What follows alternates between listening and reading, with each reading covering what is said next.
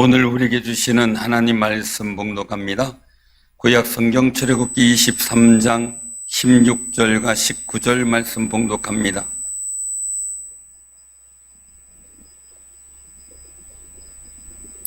구약 성경 출애굽기 23장 16절과 19절 봉독합니다. 117쪽입니다. 맥추절을 지키라. 이는 내가 수고하여 밭에 뿌린 것에 젖을매를 거두미니라. 수장절을 지키라. 이는 내가 수고하여 이른 것을 연말에 밭에서부터 거두어 저장함이니라. 내 토지에서 처음 거둔 열매에 가장 좋은 것을 가져다가 너희 하나님 여호와의 전에 드릴지니라. 너는 염소 새끼를 그 어미의 젖으로 삼지 말지니라. 아멘. 우리 옆에 분들과 인사 나누시기 바랍니다. 감사합니다. 내 옆에 계신 분이 있으므로 감사할 일이 너무 많잖아요. 무더운 날씨지만 맥주 감사들을 기억하며 하나님의 은혜를 풍성히 감사하는 귀한 삶이 되시길 바랍니다. 지난주에는 성경 본문 이사야 41장 8절에서 13절 말씀을 통해서 하나님이 되심이라는 제목으로 말씀을 선포했어요. 이사야 선지자 시대로부터 약 150년, 100년 이후인 선민 이스라엘 민족이 바벨론 포로와 귀환에 대한 그 일들에 대해서 배경이 됐죠.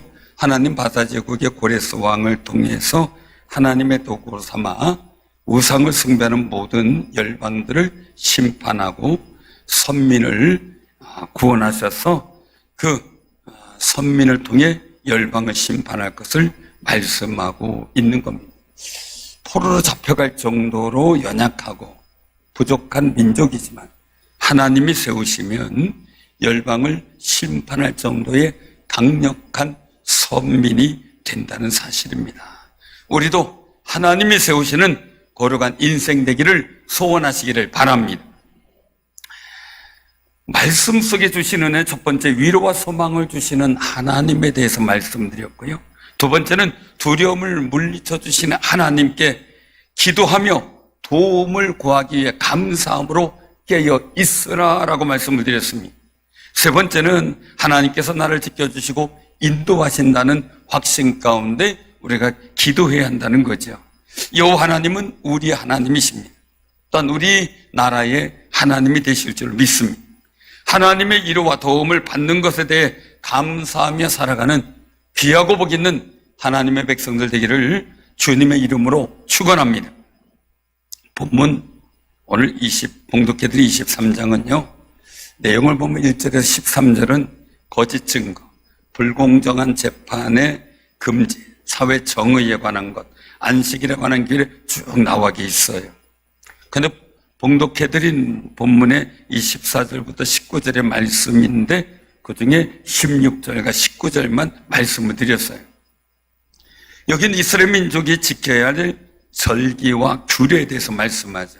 그리고 20절 이후 33절까지는 가나안 땅에 들어간 후에 그들이 가나안 사람들의 문화를 본받지 않고 신앙의 순수성을 지켜야 될 거룩한 책임에 대해서 말씀하셨어요.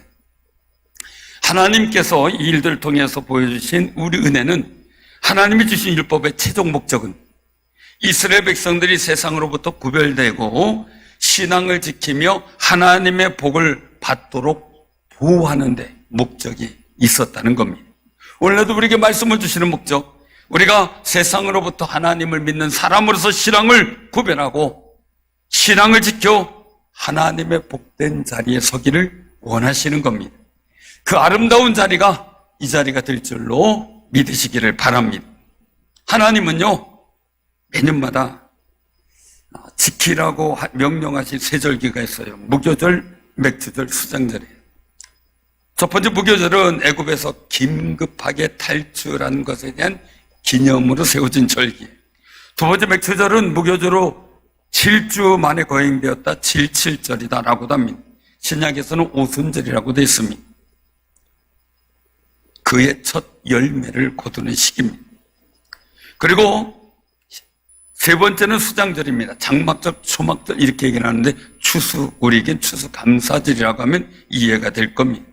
이런 절기들은 하나님께서 이스라엘 백성을 애굽에서 구원하셔서 탈출시킨 그 은총의 여정을 기억나게 해주는 거예요.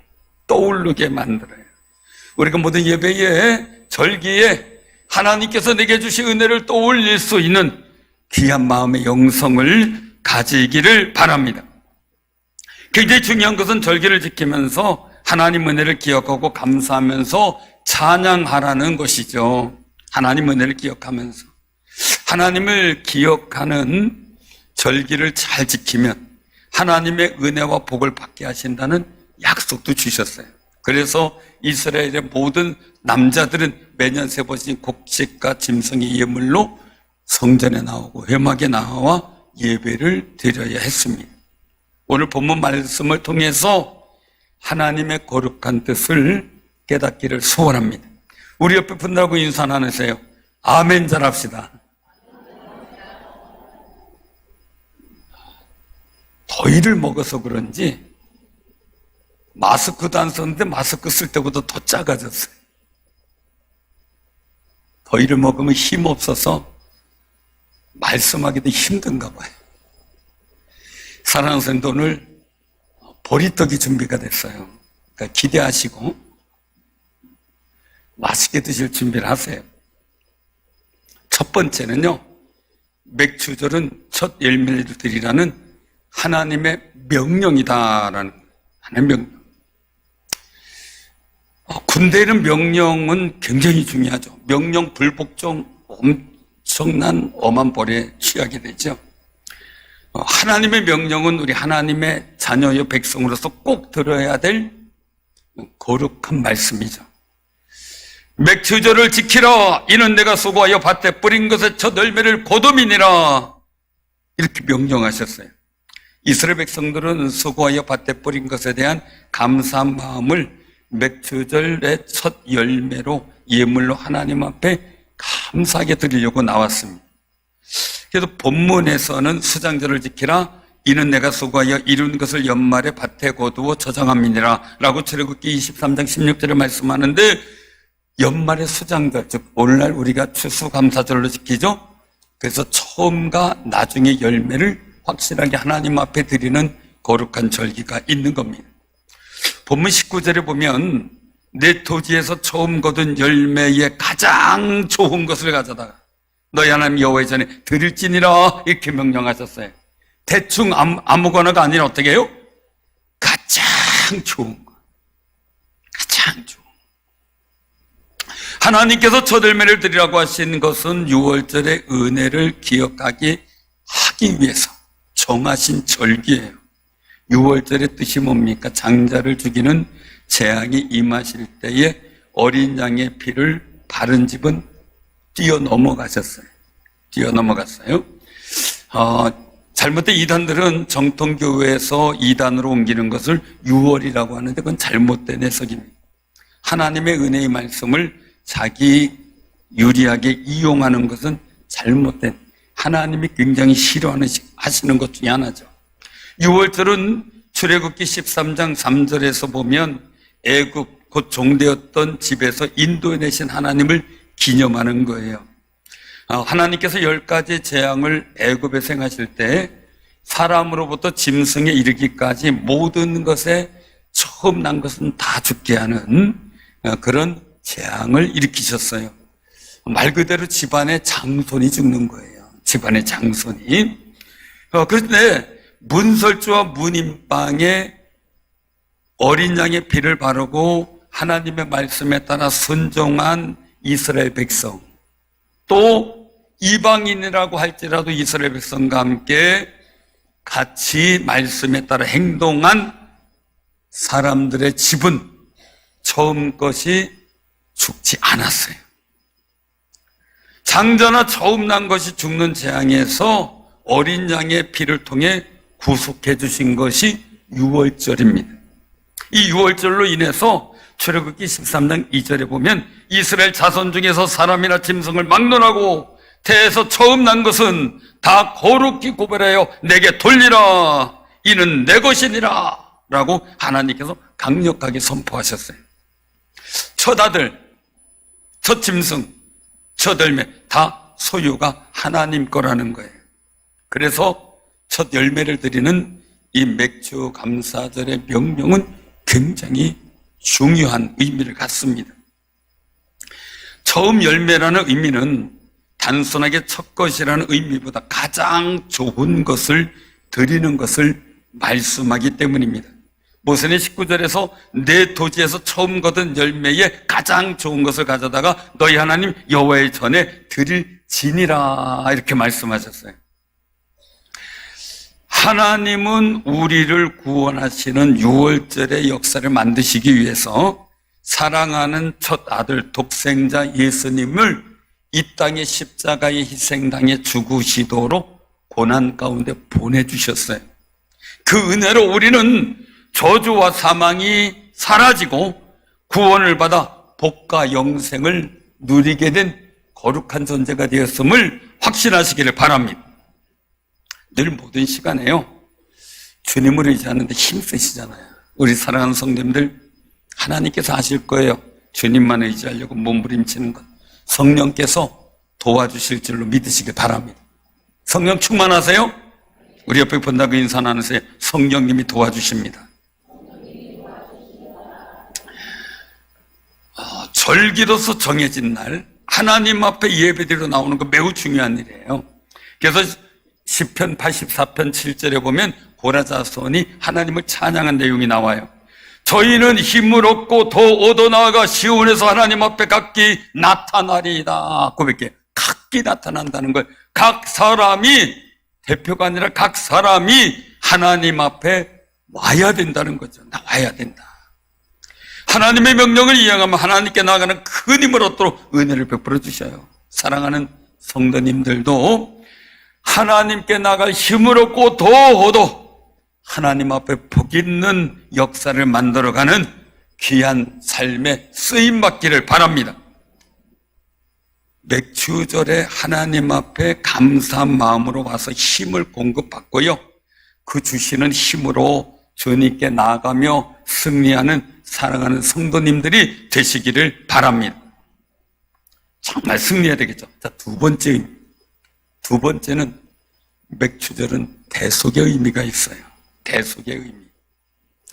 하나님은 6월절 날에 애굽 땅에 있는 모든 처음 난 것은 왕위에 앉아있는 바로나, 그리고 또한 맷돌 뒤에 있는 몸종이나, 그리고 또한 모든 노예의 처음 난 것들, 그들의 장자와 가축의 모든 난 것이 다 죽는다고 모세는 바로에게 선포를 했어요. 출애굽기 11장 5절에서 말이죠. 모든 것의 첫 것의 죽음의 재앙으로 치신 이유가 있어요. 장손이 죽는다는 대가 끊긴다는 거 아니에요. 출애굽기 12장 12절에 보면, 내가 한번 들어보세요. 내가 그 밤에 애굽 땅에 돌아다니며 사람이나 짐승을 막론하고 애굽 땅에 있는 모든 처음 난 것을 다 치고 애굽의 모든 신을 내가 심판하리라. 나는 여호와라 라고 선언하세요. 나는 여호와라. 모든 첫 것을 죽이는 재앙은, 그 재앙은 애굽 사람들이 섬기는 모든 신들의 종류가 굉장히 많습니다. 그 신들을 심판하기 위함이었다는 거죠. 한마디로 애굽 사람들이 섬기는 모든 신들은 아무것도 아니며 하나님만이 진정으로 살아계신 여호와이심을 세상에 천명한 겁니다. 그래서 가나안 땅의 모든 거민들이 이스라엘의 하나님을 두려워했어요. 그 거대한 애굽에서 탈출시켰죠. 10가지 재앙만 해도 되는데 홍해를 갈라서 그저 이 애굽 바로의 군대를 다 몰살시켰지요. 그때 이 여리고 성에 있었던 사람들은 두려워 떨었다는 것을 정탐꾼을 숨겨둔 라합이 고백을 했어요. 그리고 자신도 주민들이 섬기던 모든 신을 버리고 하나님을 믿게 되잖아요. 사랑하는 성도님들, 하나님의 살아계신 하나님만이 오직 여호와이신 것을, 여호와만 하나님이신 것을 분명하게 세상에 선포한 사건이 바로 이 10가지 재앙과 그리고 마지막 장자 모든 첫것이 죽는 그 역사였습니다. 출애굽기 13장 15절에 보면 그때 바라고 완악하여 우리를 보내지 아니하며 여호와께서 애굽 나라 가운데 처음 난 모든 것은 사람의 장자로부터 가축의 처음 난 것까지 다 죽이셨으므로 태에서 처음 난 모든 숫것들은 내가 여호와께 제사를 드려서 내 아들 중에 모든 처음 난 자를 다 대속하리니 라고 말씀하세요. 대속의 의미가 있기에 하나님 앞에 빈손으로 나오는 것은 안 된다는 겁니다. 이스라엘에서 인구조사의 대상이 되는 20세 이상의 모든 남자들, 이 남자들은 새 절기에는 꼭 하나님이 택하신 곳에 와서 하나님께 그 얼굴을 보여야만 했습니다. 신명기 16장 16절에 보면 너희 중 모든 남자는 1년 3차 곧 무교절과 칠칠절과 초막절에 내 하나님 여호와의 택하신 곳에서 여호와께 보이되 공수로 여호와께 보이지 말고라고 말씀하신 거죠. 본문 17절에 보면 빈손으로 내 앞에 나오지 말지니라 라고 말씀하고 있는 그런 모습을 보게 15절이죠. 15절에 나오지 말지니라. 빈손이 아니라는 거죠.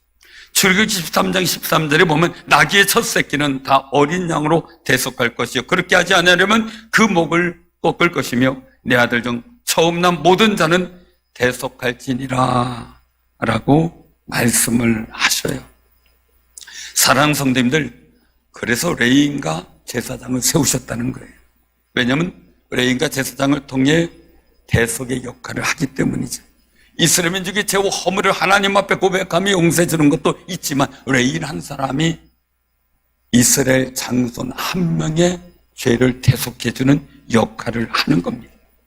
그래서 민수기 8장 17절 18절에 보면 이스라엘 자손 중 처음 태어난 것은 사람이든지 짐승이든지 다 내게 속하였으면 내가 애굽 땅에서 모든 처음 태어난 자를 치던 날에 그들을 내게 구별하였습니다. 그러므로 내가 이스라엘 자손 중 모든 처음 태어난 자 대신 레위인을 취하였느니라 라고 말씀하시죠.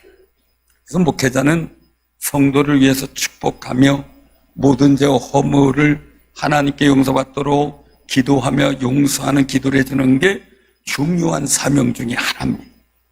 정말 가장 중요하다고 할 수가 있는 상황이죠. 사랑하는 성도들, 목회자가 마음껏 축복할 수 있도록 우리가 마음을 함께 모두는 귀한 역사가 있기를 바랍니다. 신약 성경 요한복음 1장 29절에 보면 그렇게 말씀하셔요. 이튿날 요한이 예수께서 자기에게 나오심을 보고 이르되 보라 세상 죄를 지고 가는 하나님의 어린 양이로다 라고 말씀하셨어요. 예수님이 우리의 죄를 지고 가시는 유월절 양이 되신다는 겁니다. 예수님은 십자가에 처형되기 전날 저녁에 제자들과 최후의 만찬을 했습니다. 그 예수님이 십자가의 보혈이 우리를 죄와 사망에서 해방시켜 주게 된 그날이 바로 유월절입니다. 어린 양이신 예수님의 십자가 보혈을 믿음으로 받아들인 우리는 사망과 저주가 뛰어넘어가고 복과 생명을 우리에게 내려주시는 거룩한 은혜 가운데 있다는 사실을 확신하시기를 바랍니다. 예수님은 유월절 전에 자신의 살과 피를 먹고 마셔야 영원한 생명을 얻을 수 있다고 말씀하셨습니다. 그러므로 우리는 맥주절을 지킬 때 우리를 구속해 주신 하나님과 예수님의 십자가의 보혈로 베풀어 주신 은혜를 기억하며 감사한 마음을 표현하고 기뻐하는 아름다운 시간이 되시기를 바랍니다. 사망과 저주가 영향을 미치지 못하는 거룩하게 하는 힘이 있기 때문이죠. 사랑하는 성도님들, 하나님께서 우리를 대속해 주신 그 은혜를 기억하며 기뻐하는 아름다운 날이 되시기를 바랍니다. 세 번째는요, 감사는 깨어있는 영성이 되게 합니다. 자, 우리 한번 따라해 보세요. 감사는 깨어있는 영성이다.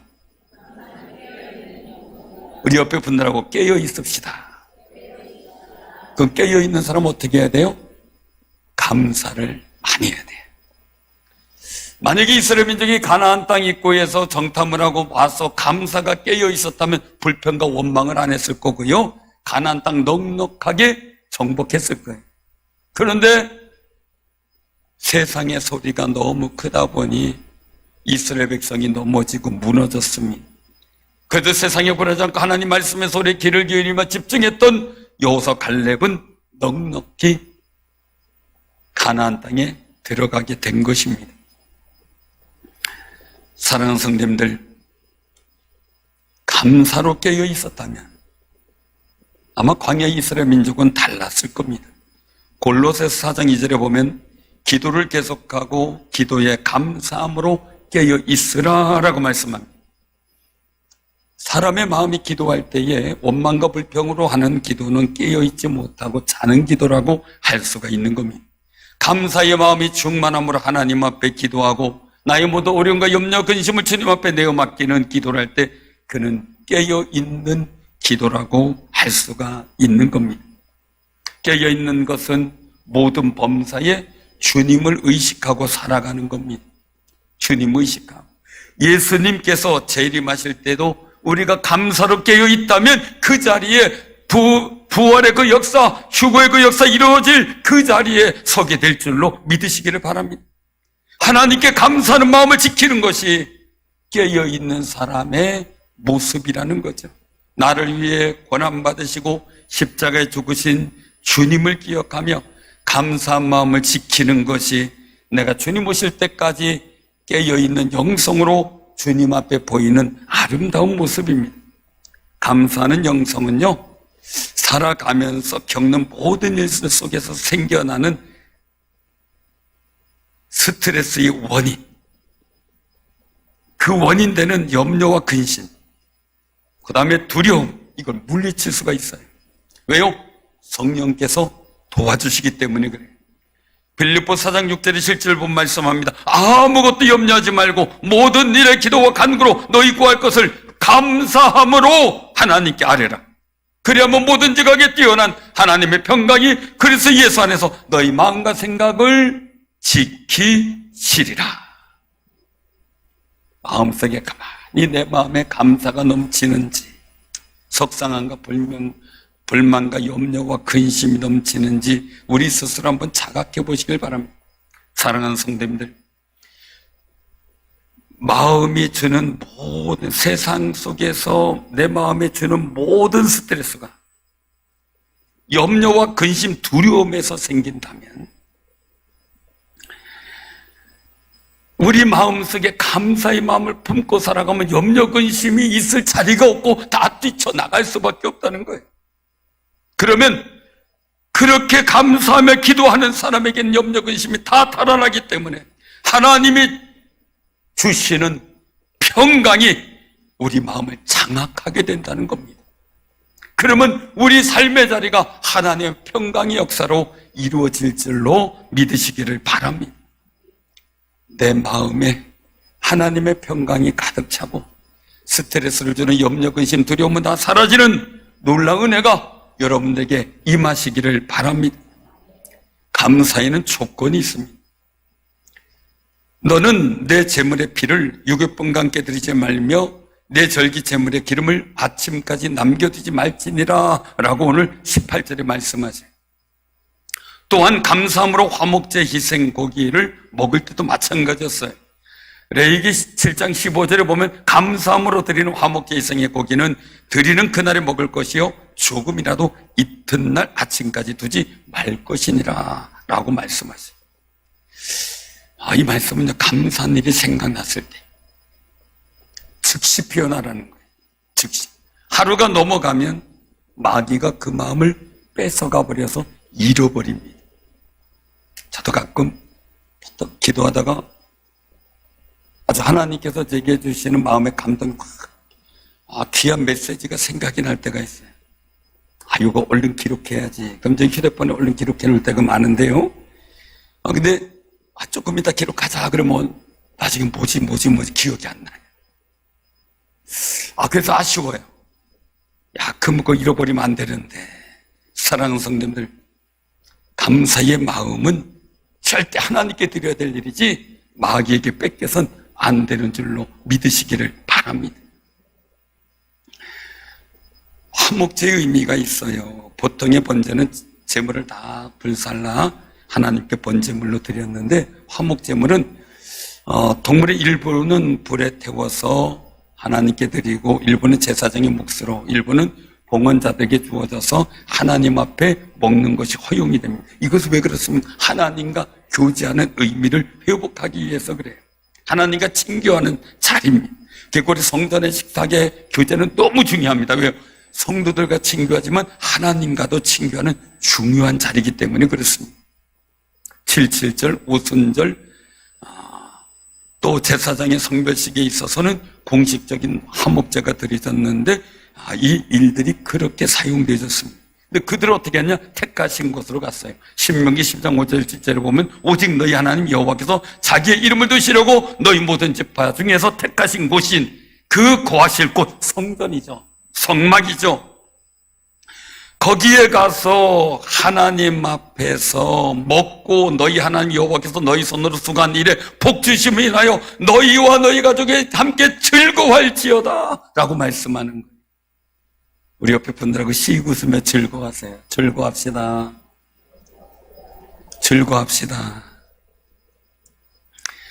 이스라엘 백성들은 가장 좋은 것으로 주님께 나아갔고요, 여호와께서 자기에게 베푸신 일들에 대해 감사하며 즐거워했습니다. 감사한 마음은 하나님께서 정하신 장소에서 하나님께서 베푸신 은혜를 감사하며 즐거워하는 예배 속에 대속의 은총을 누린 거죠. 근데 맥추절에는요, 두 가지 양날이 있어요. 양날에 칼이 있더라고요. 예레미야 2장 3절에 보면요, 이스라엘은 여호와를 위한 성물 곧 그의 소산 중 첫 열매이니 그를 삼키는 자면 모두 벌을 받아 재앙이 그들에게 닥치리라 여호와의 말씀이니라 라고 말씀하시죠. 그런데 반면 에스겔서 44장 30절에 보면 또 각종 처음 익은 열매와 너희 모든 예물 중에 각종 거제물을 다 제사장에게 돌리고 너희가 또 첫 밀가루를 제사장에 주어 그들에게 내 집에 복이 내리도록 하게 하라 라고 말씀하시죠. 건국적인 감사절의 절기, 첫 예물을 드리는 절기에는 마음껏 축복하는 때가 되도록 만들어가야 한다는 거예요. 사랑하는 성도님들, 마음껏 축복하고 마음껏 하나님께서 주시는 복을 받아 누리는 귀한 역사가 만들어지는 맥주 감사절이 되시기를 바랍니다. 본문 말씀을 통해서 우리 하나님의 뜻을 깨달아야만 됩니다. 첫째는 맥주절은 첫 열매를 드리는 하나님의 명령입니다. 두 번째, 맥주절은 대속의 의미가 있습니다. 세 번째는 감사하며 깨어있는 영성이 하나님의 거룩한 자리에 서게 하는 능력이 됩니다. 주님 다시 오실 때에 주님 앞에 깨어있는 영성으로서는 귀한 승리자들이 다 되시기를 주님의 이름으로 축원합니다. 아멘.